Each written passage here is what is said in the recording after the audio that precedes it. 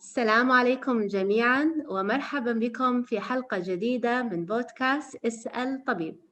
وضيفنا اليوم هو ضيف مميز جدا غني عن التعريف، إنه الدكتور عبد العزيز الرشيد.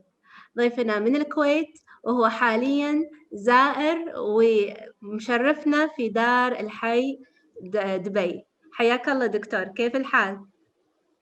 الله يحييك دكتورة، خير. الله يعزكم ويحفظكم ويسعدكم، يا زين داركم يا زين أهلكم. الله صراحة يسلم. ما أعتبر نفسي زاير، أنا يعني من وصلت حسيت نفسي مني وفيكم صراحة. يعني سعيد جدا جدا بهذه الأيام اللي قاعد أقضيها مع أهل الإمارات الغاليين علي تحديدا. حيا الله دكتور، واحنا نتشرف بك. الله يحييك. واليوم موضوعنا جدا مميز، بما انكم تعرفون ان شهر نوفمبر هو شهر موفمبر، وهو شهر صحة الرجل. ومثل ما وعدناكم ان مواضيعنا الصحية لهذا الشهر تكون كلها للرجل. فرح نتكلم اليوم عن عمليات التجميل عند الرجال، وتحديدا عمليات النحت، وهو موضوع الساعة حاليا. فالتجميل ما صار مقتصر فقط على النساء، وإنما امتد إلى الرجال كذلك، لأنهم أيضا يحتاجون إلى الاهتمام بمظهرهم، واللي انعكاس ذلك أيضا على حياتهم سواء في العمل أو حياتهم الاجتماعية. اليوم مع الدكتور، طبعا الدكتور عبد العزيز الرشيد هو استشاري في التجميل والحروق والترميم، وعنده أكثر من 18 سنة خبرة في هذا المجال، حاصل على البورد الألماني، وحاليا عندنا طبيب زائر في الإمارات. دكتور، يعني وإحنا نحب نبتدي عن عمليات التجميل عند الرجال. يعني أنا سويت مثل ديسكشن خفيف عندي بالسوشيال ميديا، واكتشفت إن نص الرجال، أو خلينا نقول نص المجتمع رجال ونساء، كانوا ضد عمليات التجميل عند الرجال ويشوفونه شيء يعني غير مقبول. فتفاجأت أنا بذلك. فشو رأيك بهذا الموضوع؟ هل ما زال موضوع عمليات التجميل عند الرجال موضوع يعني تابو أو يثير الريبة؟ والله شوفي، حقيقة هي المسمى بحد ذاته، مسمى التجميل هو الخطأ. اليوم لما نتكلم على عملية التجميل اللي تدعى، يعني هي ليست عملية تجميل أضافة. حتى في لغة التخصص نفسه تسمى بالبلاستيك سيرجري. كلمة بلاستيك سيرجري عمرها بالترجمة لو تحطينها بجوجل بأي مكان ما تكون مسماها تجميل. هي بلاستيك من كلمة يونانية اسمها بلاستيكوس، هي تغيير من حال إلى حال. لأن تعرفين البلاستيك سهل التغيير وتشكيل البلاستيك. لكن كلمة تجميل لما نتكلم عنها هي مسمى متعارف عليه، لكن الحقيقة والواقع هو ليس بتجميل. اليوم الحالات اللي نشوفها من الرجال هي حالات فعلا تستدعي التدخل، لأن هي علاقة ما بين الرجل وثقته بنفسه. الرجل إذا فقد الثقة بنفسه تفقد علاقاته المجتمعية، تفقد حتى هواياته، تفقد حتى إبراز رجولته في العالم والتعامل مع البشر والآخرين. قد يكون هناك أشياء كثيرة يخجل منها الرجل، لكن في الحقيقة أكثر خجل لما يكون عنده مشكلة جسدية يصعب ابرازها ويصعب ابراز معالم جسمه. فلما نحط الامرين، الخجل من الشكل الداخلي للجسم والتعامل مع المجتمع، فبالتالي تفوق الثقه، وبالتالي صارت عمليات التجميل للرجال هي مطلب وحاجه اكثر مما هي دلع وفشخره باختصار. يعطيك العافية دكتور، وأنا أتفق وياك تماماً إن الحين عمليات التجميل، أو خلينا نقول عمليات اللي هي الترميم والمحافظة على الشباب، وإن الواحد يحافظ على شكله ومظهره بشكل لائق، هي ضرورة، فلم تصبح كمالية مثل قبل. وهذا يجيب لي لموضوع اللي هي شو أكثر العمليات اللي تقدمونها للرجال؟ شو أنواع العمليات اللي تقدم لهم؟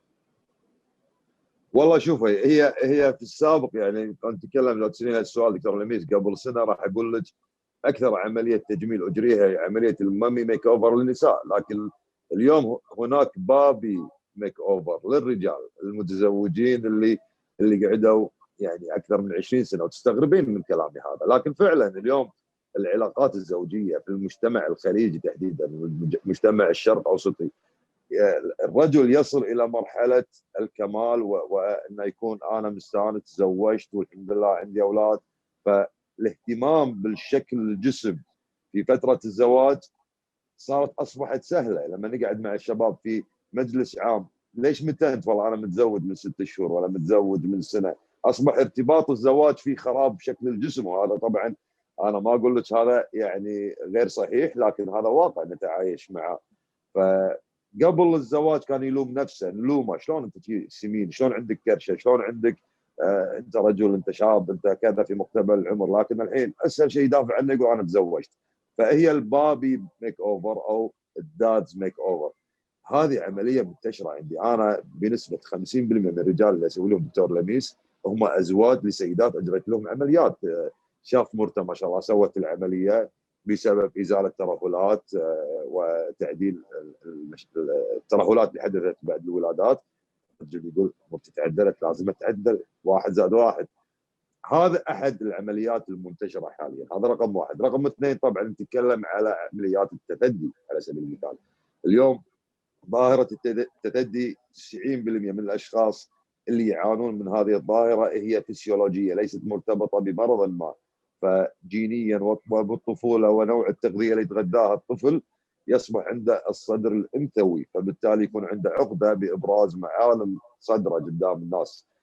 فتصير عنده عقده نفسيه، فدائما يلبس القميص الاكبر ويحاول يغطي نفسه بالملابس بحيث انه ما يبين ابراز صدره.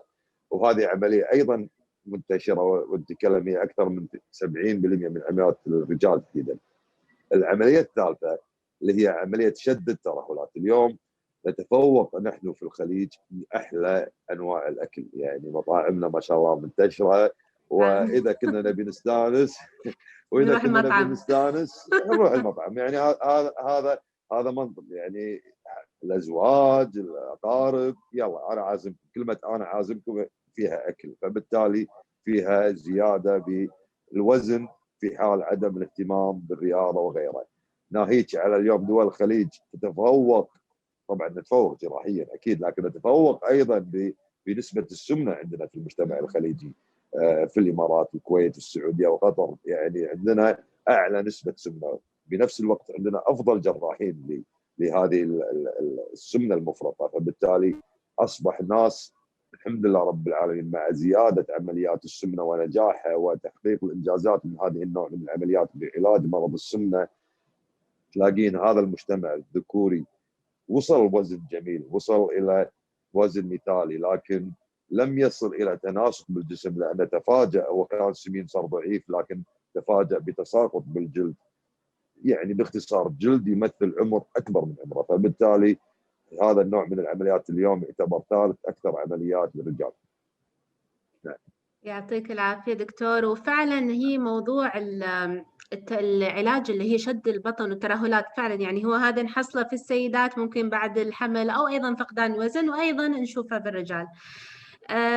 ويجيني هنا سؤال يعني حصلته من إحدى الأخوات، ان هاي النوع من العمليات سواء شد البطن مثلا، هل ممكن ان تؤدى في شخص مثلا ما فقد وزنه؟ يعني الشخص هذا ما يبي يضعف بس يبي انه يشد بطن او يبي شف دهن، هل هذه ممكن يصير؟ وهل هاي بتكون العملية ناجحة عليهم؟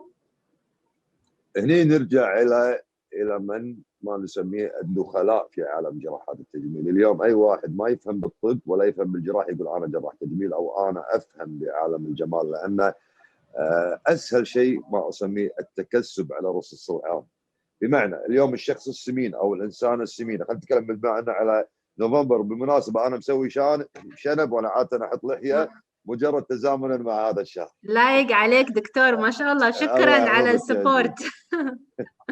فهي امانه الحقيقه ان هذا المرض، مرض السمنه، هذا الشخص من يعاني من مرض السمنه هو اسهل من غيره ان يضحك عليه، بمعنى انه يروح حق عياده معينه الى دكتور معين فاقد للاهليه الجراحيه وفاقد الى اخلاق المهنه، ويستبضع بجسد هذا الانسان ويعرض له عمليه تجميليه لتحويله من سمين او ما يسمى دخلوا عيادتنا سمان تطلعون غصن البان، يعني كيف طريقه. فهذا الرجل السمين لما يعطيه جراح تجميل يقول انا راح احولك من كذا الى كذا، بالتالي راح يلجا الى هذه العمليه لانه بيوصل حق الجسم اللي يتمناه، لكن الحقيقه والواقع فهو عرضه الى الوفاه وعرضه الى الخطوره. واهم من هذا كله لن يصل الى الجسم المثالي ابدا اذا ما وصل الى وزن مثالي. ما انصح تماما عمليات التجميل لا تجرى لمن يعاني السمنه ابدا. عمليات التجميل هي للاشخاص الوصول الى تناسق في الجسم وليس علاج السمنه. صحيح دكتور. وهني بعد جت نقطة مهمة، إن كيف يعني إحنا نبي هنا طبعا هدفنا من هذه الحلقة هو تثقيف الناس وتثقيف المجتمع. فكزبون وجاي على العيادة كيف يعرف إن هذا الطبيب أقدر إني أثق فيه، وأن هذا الطبيب هو المناسب إني أكمل معاه لإجراء العملية؟ هل في أسئلة معينة على المريض أو الكلاينت يعني إنه يسأل فيها الطبيب عشان يعرف إذا هو فعلا يقدر يكون مناسب إنه يسوي له العملية أو لا؟ ممتاز. اول سؤال وين ترخيصك؟ وين الترخيص؟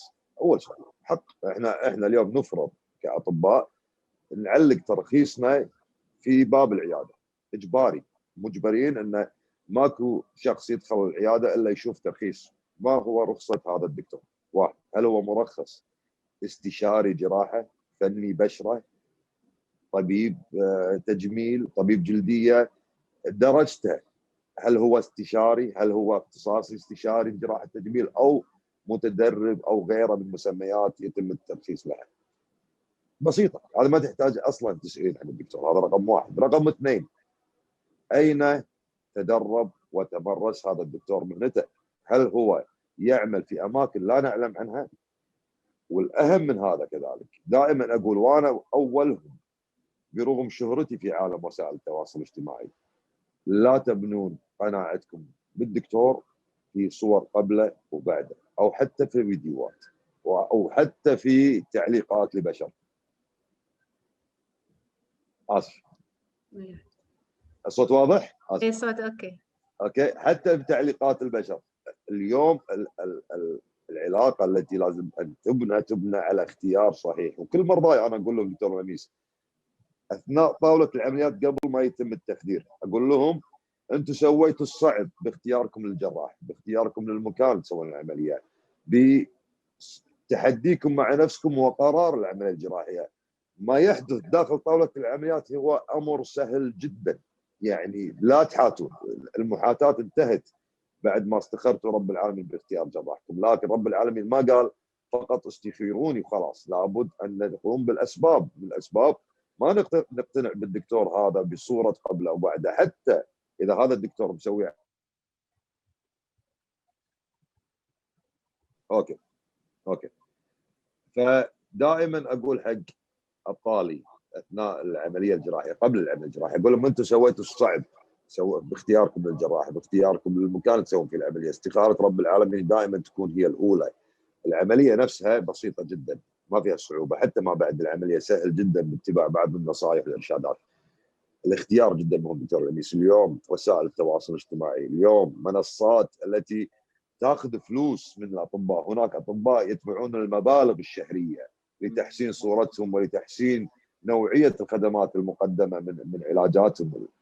الجراح المميز دعايته الحقيقيه هي سجده صلاه من ام تدعو له لنجاح نتيجه عمليه بنتها او ولدها، هي سجده صلاه من رجل كان فاقد الثقه وتعامله مع المجتمع يدعي لك ويتمنى لك الخير لان قمت بواجبك معه. فدائما اقول لا تبنون قناعاتكم على وسائل التواصل الاجتماعي، ولا تبنون قناعاتكم على وكاله قالوا ويقولون.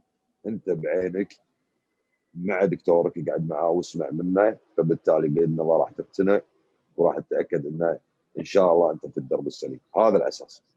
الله يقويك دكتور، وشكرا لك. يعني احنا للأسف في ناس فعلا يفتقدون للأمانة، لكن مثل ما أنت قلت إن الشخص يروح بنفسه ويقعد مع الدكتور ويسأل الأسئلة اللي عنده ويسمع الجواب ويقتنع. دكتور، أيضا من الأسئلة اللي وصلتني هي الموضوع ما بعد العملية. يعني الحين الشخص مثلا ايش كثر من وقت يحتاج عشان يتعافى؟ خلينا نقول من عمليات اللي هي شد الجلد كونها هي الأكثر انتشارا، ومتى يقدر يمارس حياته الطبيعية؟ وشنو بيصير لو زاد وزنه بعد العملية؟ هو شوف، اكيد ما في جارنتي مدى الحياه، احنا مو وكاله سيارات عندك جارنتي وتعالي كل 6 اشهر شيكي. لا، شوفي، اول شيء المتابعه مع الجراح وتوفير. دائما اقول ما بعد العمليه الجراحيه قد تكون اهم بكثير من العمليه الجراحيه نفسها. اي شخص، رجل او امراه، فاكرين يسوون عمليه تجميل، اذا هم ما غيروا سياستهم في التغذيه او سياستهم بالمحافظه على الجسم، ما له داعي يخسرون فلوس. لان اليوم اختيار العمليه الجراحيه هي اختيار سبيل لحياه صحيه، فبالتالي راح نهتم بتغذيتنا. نروح مطاعم ماكو مشكله، بس ما نروح مطاعم الساعه 1 الفجر. نحاول نصفط بعيد شويه، نتمشى للمطعم بحيث نهضم الاكل اللي اكلناه. بعض الامور والاساليب اللي تساعد على المحافظه على الصحه والجسم الرياضي. العمليه ستزيل جلد مترهل ان كان، وستزيل تكتلات دهنيه ان كانت، لكن اذا انت ما حافظتي ورديتي على العادات القديمه اللي كنت تمارسينها قبل العمليه الجراحيه، فبالتالي يا ابو زيد ما غزيت. هذا رقم واحد. رقم اثنين، من ناحيه الاستشفاء وفتره الاستشفاء، انا اتكلم بالمعدل العام. نتكلم عمليات الشد بكل انواعها ما بين اسبوعين الى شهر. عمليات الشفط بالكثير 5 ايام الى اسبوع. لكن هذا الامر ايضا يعتمد بكثير على طبيعه الانسان. في ناس يحبون اللمه حولهم، في ناس يحبون يسمعون اللي حواليهم ويكونون قراب منهم. هذا المجتمع الخليجي. في ناس لا والله ما يحبون يبينون انهم ضعاف او او عندهم مرض او عندهم ضعف، فبالتالي تلاقي استشفائهم اسرع. ما اقدر احدد موعد معين لمتى عوده ممارسه الحياه الطبيعيه، لكن بالمعدل العام نتكلم بالكثير شهر يقدر الانسان يمارس حياته الطبيعيه كانه لم يجري له عمليه جراحيه. ممتاز. دكتور، أنت قلت لي بتراويني بعض الصور لحالات يعني أبطال مثل ما أنت تسميهم، تحب تسميهم أبطال تعالجتهم. فإذا ممكن نشوف كيف تصير اللي ان هي شاء الله. عملية الشد إذا أمكن. ان شاء الله. شوفي، انا راح ابتدي معاك بصوره وايد مهمه وانا احبها جدا لشخصيه اعتز فيها. الصوره واضحه إذا بعد ما الحين؟ ظهرت عندي، أيوة يمكن الحين، أي نعم واضحة. ممتاز. هذا الرجل من الرجال اللي لم يختاروا الجراح الصح. للاسف استرخص، استغل العمليه الجراحيه بزيارته لبعض الاستشاريين، وانا كنت واحد منهم، وراح اجرى عمليته خارج البلاد بسعر ارخص. والطريقه اللي انا اتكلم عنها اليوم، هناك نوع من انواع التشخيص بالانترنت. دكتور لميس، التشخيص بالانترنت في زمن الكوفيد ممتاز، خطوه ممتازه للمتخصصين في الطب والباطنه. لكن في تخصص جراحه التجميل تحديدا هذا الامر غير اخلاقي. كيف انا اقول حق مريضه ابعثي لي صورتك وانت شايله هدومك، او وريني فيديو جسمك وانت شايله هدومك بعدم حضور شخص؟ من راح يكون موجود بهذا السيرفر، او من راح يستلم هذه الصوره؟ فبالتالي هذا الشخص دز صورته الى الخارج وشخصوه وعطوه سعر عمليه رخيص، فقال انا بروح اسوي العمليه. تم اجراء العمليه شد حزامي، الصوره اللي على اليسار تشوفينها، شد حزامي سفلي وشد ايضا ورفع للصدر. يعني شوفي شكل الجسم بعد عمليه شد حزامي مع شد للصدر. الرجل رجع ولا كأن شيء صار. هذا الرجل كان وزنه 170 كيلو، أيوة. ونزل وزنه، صارت عنده ترهلات، لكن استغلى سعر العمليه عند الجراحين الاستشاريين وراح عند احد المراكز في احد الدول بسعر ارخص واجرى العمليه. وصار الهم عنده همين، لا هم الترهل اللي موجود عنده، وايضا هم عدم الثقه اللي موجود عنده، بالاضافه الى التشوه اللي حصل. هذه مو مضاعفات دكتور، راح نتكلم مضاعفات جزء رئيسي من الجراحه. هذا تشوه حقيقي في شكل الجرح. ليش؟ لان اليوم لاحظي وين اماكن الصدر، لاحظي الترهل اللي موجود. انت لما تعالجين ترهل لابد ان يزال الترهل، لما تعالجين صدر لابد ان يكون هناك تناسق بين الحلم اليمين والحلم اليسار وجزئيه الصدر هذا يعتبر ليس بمضاعفه جراحيه. هذا سوء تقدير كبير جدا من الجراح القام بهذه العمليه بوضع هذا الشكل من الجروح. طبعا هذه عمليه سويت له عمليه اعاده شد حزامي بالكامل، بالاضافه الى جرح طولي، بالاضافه الى شد ورفع الصدر بالكامل بعمليه واحده دكتوره. ما شاء الله دكتور، يعني نتيجة رائعة. وأنا يعني لما أشوف الفرق الشاسع، يعني حتى منظر شتفة نفسه تغير أصلا، يعني في تناسق واضح. يعطيك العافية دكتور. الله يعافيك. أوريك صورة ثانية نعم. لأحد الأشخاص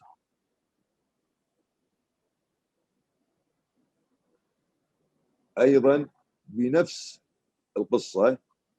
هذا الرجل إذا تشوفين الصورة واضحة، واضحة الصورة دكتورة؟ واضحة الصورة، نعم. نفس قصة الرجل السابق، أيضا كان سمين وكان يعاني من ترهلات. هالمرة راح إلى جراحين في دولة يعني متقدمة نوعا ما في مجال الطب، الحمد لله مو بدولنا بالخليج، وأجرى عملية شد حزامي بالإضافة إلى عملية رفع للصدر. لكن اللي سواها لا، ما هو جراح اختصاصي في جراحه التجميل. اوكي. اسف. لو تلاحظين الصوره في وضعيه الاولى اللي على اليسار، وهو بوضعيه الوقوف بعد عمليته الاولى اللي اجراها عند هذا الدكتور بعد 2 من عمليته، ما زاد وزنه، هذا هو وزنه نفس العمليه او اقل. قمت باعاده ترميم كامل لمنطقه الصدر، وقمت باعاده ترميم كامل لمنطقه البطن، وشد حزامي سفلي وشد حزامي علوي. هذه بالمناسبه العمليه اللي ولله الحمد تم اعتمادها في العالم لطريقتي في مساله شد الحزامي السفلي وشد الحزامي ورفع الصدر العلوي في عمليه واحده. ما شاء الله دكتور، الف مبروك.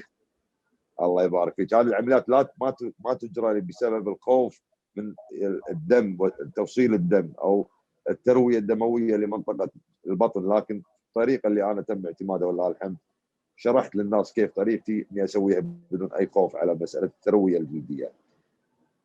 لاحظي صورته اللي على اليمين وهو قاعد دكتوره. نعم.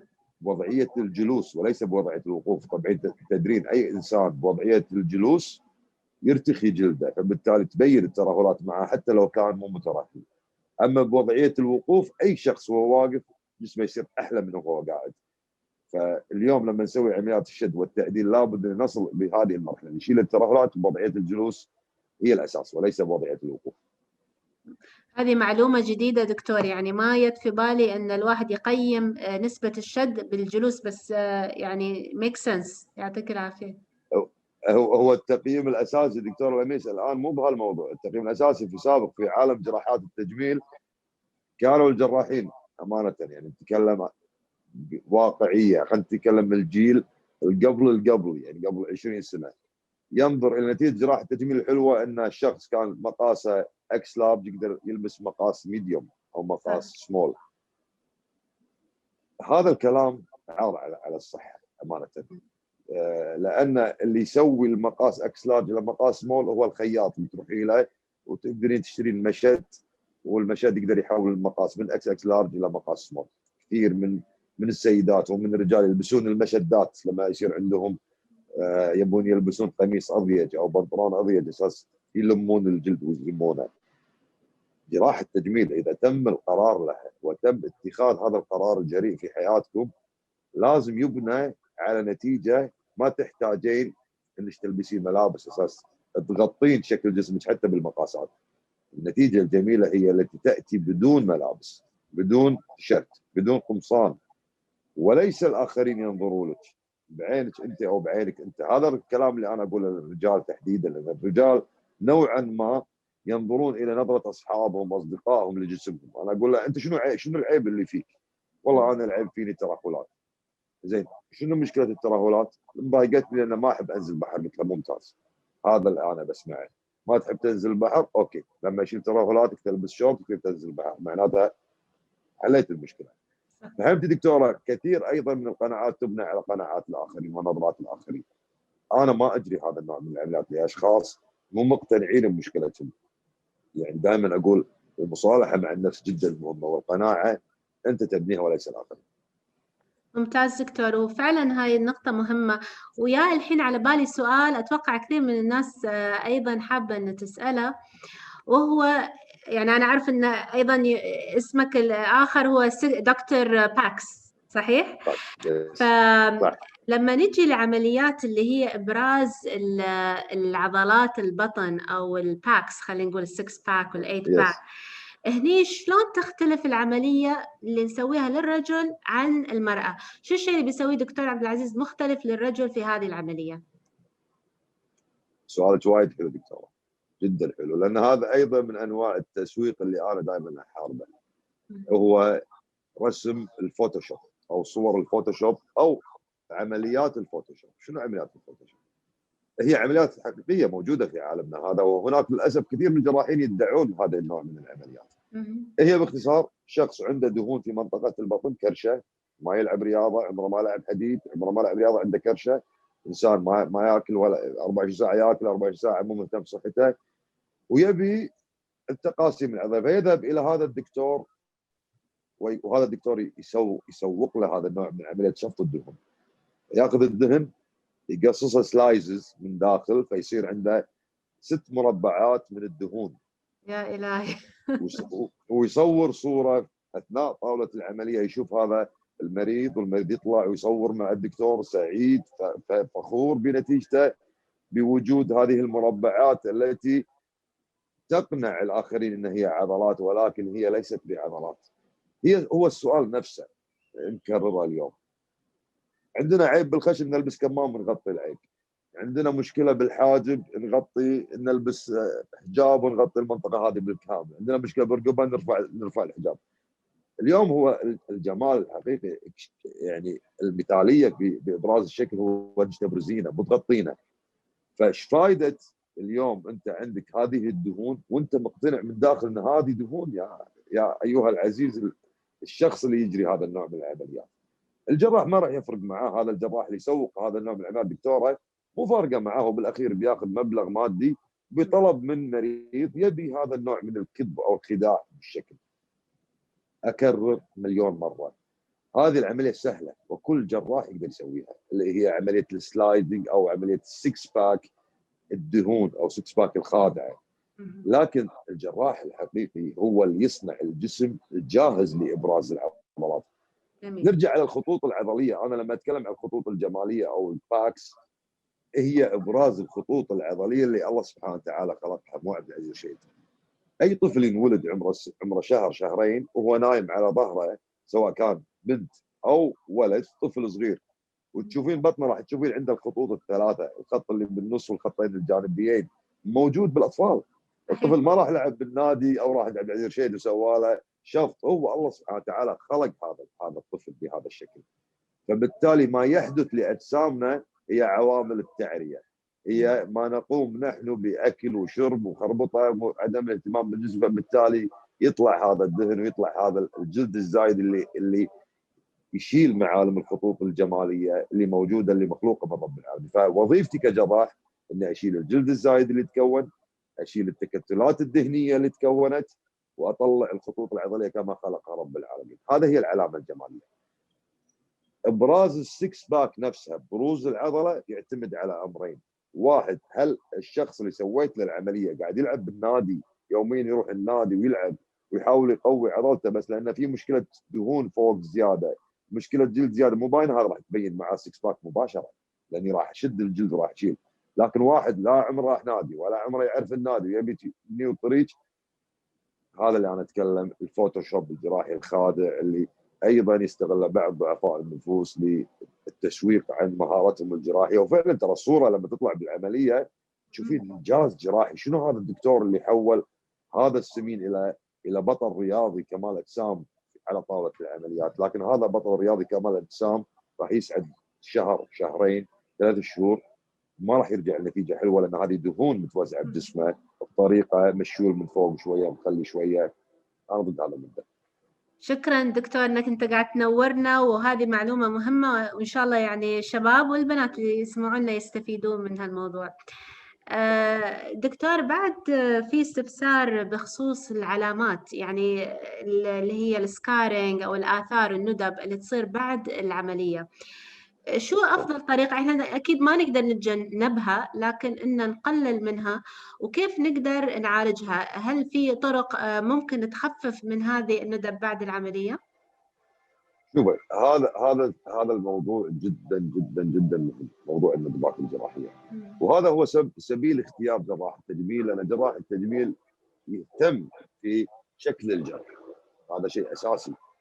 لكن اليوم شكل الجرح يعتمد على عوامل عده. اول عامل هو طبيعه جينات هذا الشخص. انا كنت اسوي عمليات قبل ميس بايرلندا وبالمانيا، لو نسوي 15 متر جرح تطلع المريضه بعد 3 شهور كانها ما سوت عمليه. طبيعه بشره الاوروبيين الله انعم عليهم بطبيعه بشره تخفي الندبات الجراحيه، بس انعم علينا بشيء موجود عندهم، يعني الشيخوخه عندهم، شيخوخه البشره تبدا في سن ال 30 و 35، يبداون في عمليات شد الوجه اللي احنا نحسدهم باجسامهم واشكال واعمارهم وغيرها. هم شيخوخه البشره عندهم تبدا ب 30 سنه، عمليات شد الوجه تبدا بعمر 30 سنه. احنا ما شاء الله بالخليج، بالامارات، بالكويت، السعوديه، انا اصغر واحده شديت وجهها عمرها 65. فهذا ايضا يعني شيء احنا نمتاز فيه. لكن مشكلتنا بلون البشره، طبيعه الشمس عندنا، طبيعه التعامل مع هذه الندبه الجراحيه. لكن المطمئن في الامر، ايا كان شكل الجرح، ايا كان نوع الجرح، ايا كان قباحه الجرح، انت حصلت على جسم مثالي. ان كان الجرح قبيح فهناك علاج، هناك علاجات كثيره، سواء بكريمات التقشير، سواء باجهزه الليزر، سواء حتى بالتطور الجديد، يعني احدث ثوره اللي هو التاتو الطبي او الميديكال تاتو. هذا نوع من الاشياء اللي احدث ثوره في عالم الجروح والندبات الجراحيه. اللي ما يتعوض واللي ما يتعدل هو شكل الجسم. هني النقطه اللي انا دائما اقولها. اليوم نحن نشتري جسم حلو، نشتري تقاسيم عضليه جميله، ولكن ضريبه شراء هذا الامر هو ندبه جراحيه. لكن الندبه الجراحيه بكل بساطه ايا كان شكلها نقدر بسهوله نبيعها بالعلاجات اللي متوفره. شكرا دكتور، وأكيد أن الحين رفعت الأمل للكثير وحمستهم إن شاء الله. وأنا أنصح أن أي شخص حاب أن يسوي عملية تجميل يبحث ويسأل الناس الصح. يعني كل ما كان الوعي قبل الإقدام على هذه الخطوة واضح، كل ما كانت إن شاء الله الخطوة واثقة وتكون ناجحة بإذن الله. دكتور، احنا ما نبي نطول عليك يعني، لكن الحديث معك لا يمل. كلمة أخيرة توجهها للرجال وللنساء أيضا بهذا الموضوع وبخصوص النحت، إذا تحب. والله شوفي، انا بتكلم يعني بحبي لهذا الارض صراحه. اول شيء لما يكون هناك دكتور مثل دكتور مروان الملا، دكتور رمضان البلوشي، كمسؤولين على تراخيص طبيه هنا في دبي، فنحن متاكدين ان الجراحين اللي يعملون في هذا المجال هم على اعلى مستوى. هذا واحد. اثنين، هناك جراحين تجميل اماراتيين يرفع لهم الكاب على مستوى العالم لا حصرا. دكتور عمر العامري ابو خليفه، دكتور مقداد الحمادي، دكتور مروان الزرعوني، واسف اذا نسيت اي شخص، دكتور صبا المريوش. هناك كثير من الجراحين الذي يعملون باسم الامارات، هم على اعلى مستوى في جراحه التجميل. اليوم احرصوا على اختيار الجراح داخل غرفه الاستشاره وليس بمن قال وقيل. هناك كثير من الجراحين يستبضعون كثير من القنوات لشراء تمجيدهم بدعايه قبل او بعدها. هناك كثير من الجراحين نفسهم يعني يمجدون نفسهم بطريقه تعالوا عندي عرض عمليه شفط دهون بهذا السعر، او تعالوا عمليه شد بهذا السعر ونسوي لكم عروض وخصومات الى اخره من امور. لا تسترخصون اجسادكم. اطبائنا الخليجيين وجراحنا الخليجيين، وطبعا اكيد هناك جراحين عرب كثير مميزين واجانب مميزين، لكن ارجع واقول اختيار الجراح المناسب والمكان المناسب للمريض المناسب. مو اي مريض يقدر يسوي عمليه تجميل، لازم تكون انت في البدايه مجهز نفسك الى هذه العمليه للوصول الى الجسم اللي تتمناه بتغيير مثل ما قلت السبل الغير صحيه والخطا. واشكرك جدا جدا دكتور لميس، الجو حلو وبرج خليفه، يعني مو قادر اقول لك كميه السعاده والطاقه الايجابيه اللي قاعد اعيشها يوميا قبل ما اروح غرفه العمليات وانا اشوف هذا المنظر بالليل والفير. اسال الله يعزكم يا اهل دار زايد يا غالي. الله يسلمك دكتور، والله يحفظك ويكثر من أمثالك، وإحنا سعيدين بوجودك ضيف ويانا، والبلد بلدك والدار دارك، وإن شاء الله نشوفكم في دار الظبي قريبا يعني بإذن الله. ان شاء الله. وبهذا نصل إلى نهاية حلقتنا لهذا اليوم. طبعا للمستمعين عندنا في البودكاست تقدرون تشوفون الحلقة على اليوتيوب أيضا، نزلناها على قناتي في اليوتيوب. وبهذا ننهي الحلقة، وشكرا لكم محدثتكم لميس بحليقة. شكرا.